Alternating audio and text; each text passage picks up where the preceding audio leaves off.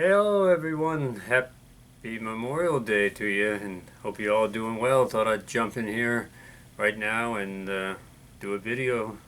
We had a thunderstorm earlier, I think that's all blown to, and then the clouds that are pushing in now will be pushed out for today and everything will be pretty good.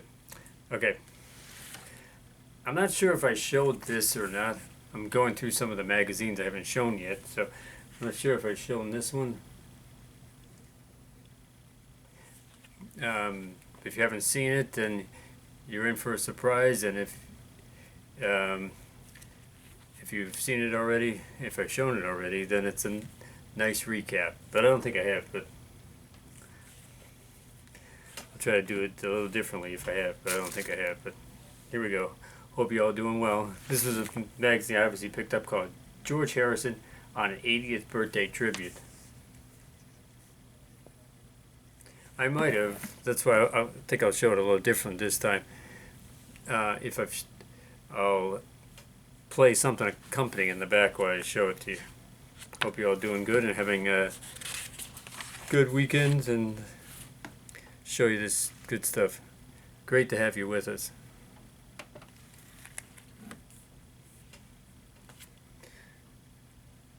Okay, let me get going here. I'll play some background just to get going. Sometime before. Here we go. Just talk among yourself.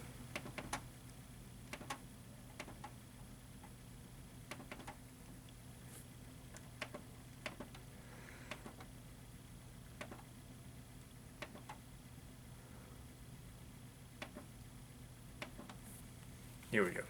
Now it's on. Well, I'll get it when I get it. Okay, this is called George Harrison's 80th birthday tribute.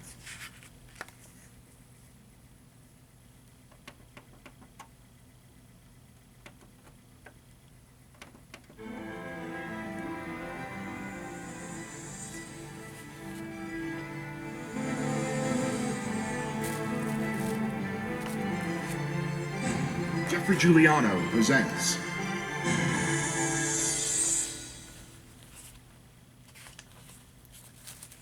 George Harold Harrison was born at 12:10 a.m. on February 25th, 1943.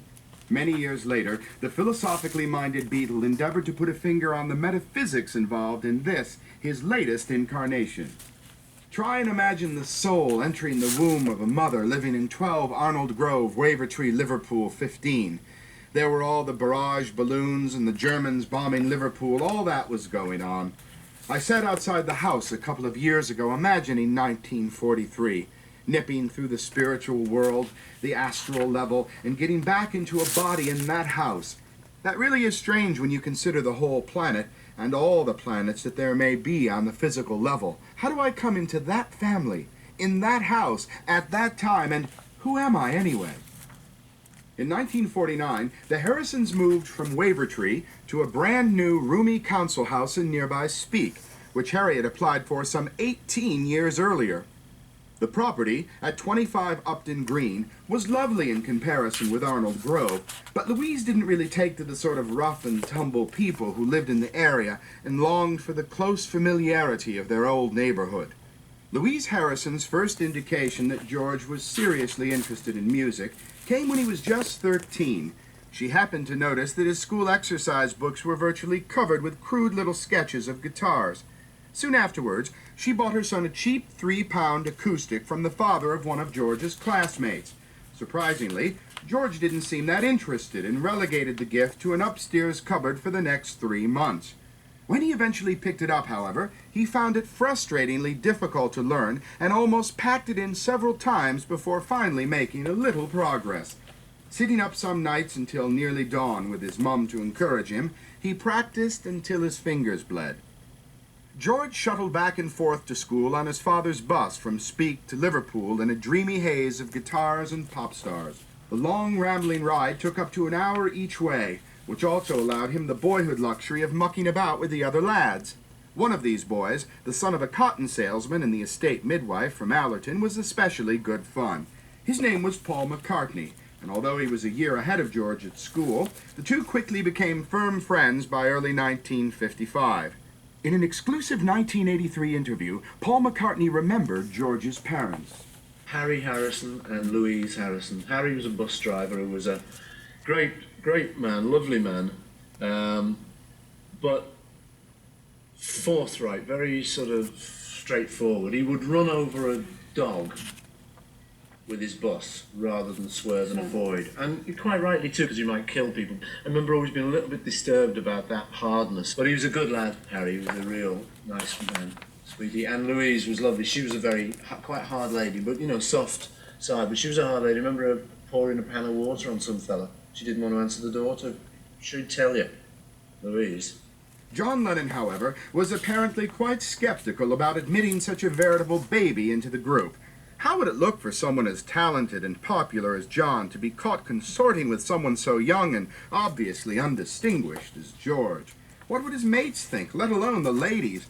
After all, the whole point of being in a band in the first place was to look like a big man, and that was admittedly a little tough to do playing with a teeny-bopper guitarist like George. Beatles insider journalist Richie York reflects on the nuts and bolts of George's relationship with John. You got to understand that the whole way through it, George was like John's son. I mean, he idolized, worshipped John. You know? John was everything that George always wanted to be, I guess. In the end, however, Harrison's exceptional musical skill, coupled with McCartney's insistence that George be brought on board, overruled John's initial reservations. George played raunchy for them in a cellar club called the Morgue, then hung around the band until he was invited to play with them.